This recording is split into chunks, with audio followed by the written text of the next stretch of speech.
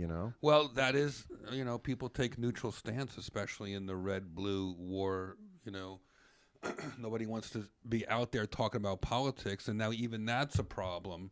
If you're, why is so and so quiet? Yeah. They'll give. It's just like there's no winning anymore, so you just got to try to take the battles you can take and the ones you can back up, and you never want to. It's hard to stick. You really got to be brave to be a relevant performer. That's right now.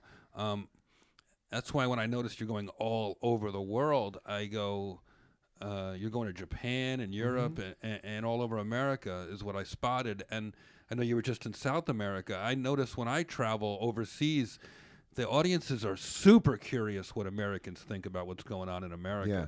So you're going to get hit with all those questions. But I don't even do press there. Yeah. I mean, this is the joy of my life now. You're going to get hit by the doorman, by the cab driver. Everyone's going to want to know what's going on in America. It's like I don't think they. I mean, I know you're. I know I get your point, and I think it does happen to an extent. But I feel like what's happening in politics is like everyone's parents are fighting right now. Yeah. And when parents fight, the kids are warm. I would fight with my brothers, but when my parents fought, my brothers and I would be there for each other. Yeah. And I really feel like politics right now is almost like our parents are yelling at each other in the other room, and we are trying to make each other laugh because we ultimately do care about each other. Yeah. And that's what I'm feeling in my life. And the other thing, it's so crazy. Like if you work backwards from the way people really are right now, nobody wants to offend. Everyone's trying not to. Everyone doesn't want to. Everyone wants. No offense. No one wants to. No offense. Everybody wants to be liked. Everybody wants to be an ally. Everybody wants to participate. Very few people have said something that offended someone and said, "I'm sticking to it." What does everybody say? I'm sorry. I didn't mean to. So I don't think humanity is in the garbage when you have so many people just trying to be interesting, right? I grew up loving Letterman and Howard Stern. Right. And we would laugh at Morton Downey Jr. I mean, you and I were from the same, we watched the same affiliate. Yeah. We watched WWOR. Yeah. Channel 9. Of Mets course. Rain Delay. What's up? Stern. We now present Knight Rider for the Mets Rain Delay. Kiner's Corner will be preempted. You remember that? Yeah. So I grew up. Kiner's Corner was the Mets post-game show or the raid-out show. Ralph Kiner would host this. And we grew up wanting to be interesting. Yeah. And we laughed at Letterman, who was absurd and interesting. And there was a generation that came up, in fact, a lot of generations that have now come up, who don't acknowledge being absurd or irreverent as a way of life. Right. And it's very difficult because you're now speaking to everybody all the time, because the thing will jump the rails if something does seem to have some merit as being able to dig into it and pull some stuff out of it. So it's like, but people don't. But we're not. I have met many people in my life. I've met very few sort of self-appointed shit starters. I just met people who really wanted to get a laugh or be interesting or say things. This will get you in trouble now.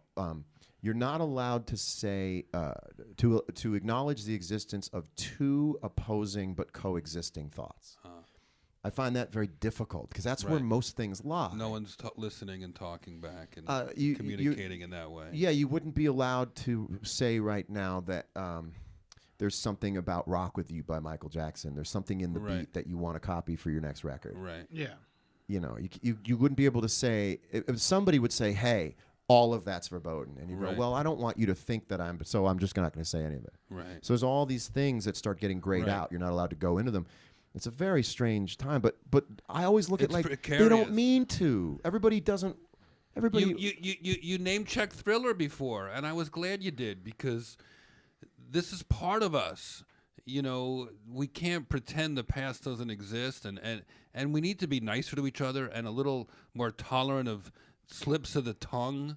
There are even people hearing you talk about this who will say, "Well, I hardly think," and they would make a slip of the tongue joke. This is right up your alley. But they would say, "Well, now you're reducing what Michael Jackson did to a slip of the tongue." And so here's the other problem, right? Is like we don't put a period and a line break at the end of everything we say. Yeah. And We move quickly from idea to idea to idea. And I'll tell you, the biggest difference that's causing all of this ire and upset is that we don't know each other. And when you know somebody and you're talking with them, the assumption is they mean well.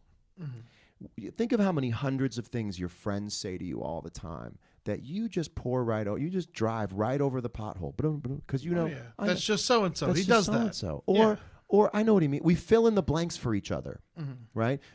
When you don't know somebody, you don't give them the assumption that they mean well, right? And so then everything becomes these little tiny shards of glass that can cut.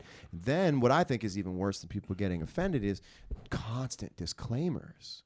Constant not to blank but, not to blank but, not to blank but. Right. Not that there's anything wrong with that. Yeah. So the social media thing is like everyone's your friend. We're all going to be sitting at a table, except it's the first day of school every day. You know how people acted on like the first day of the real world? It's the first day of the real world every day for the last 10 years. Hi, I'm John. I don't, you know. So I can sum myself up in 5 sentences. Yeah. And it's all going to come crashing down when I don't agree with the country singer over there. That's right. But it's, and well before you've gotten drunk together. America needs to get drunk together and show off their dogs. Now they're just getting drunk with their dogs.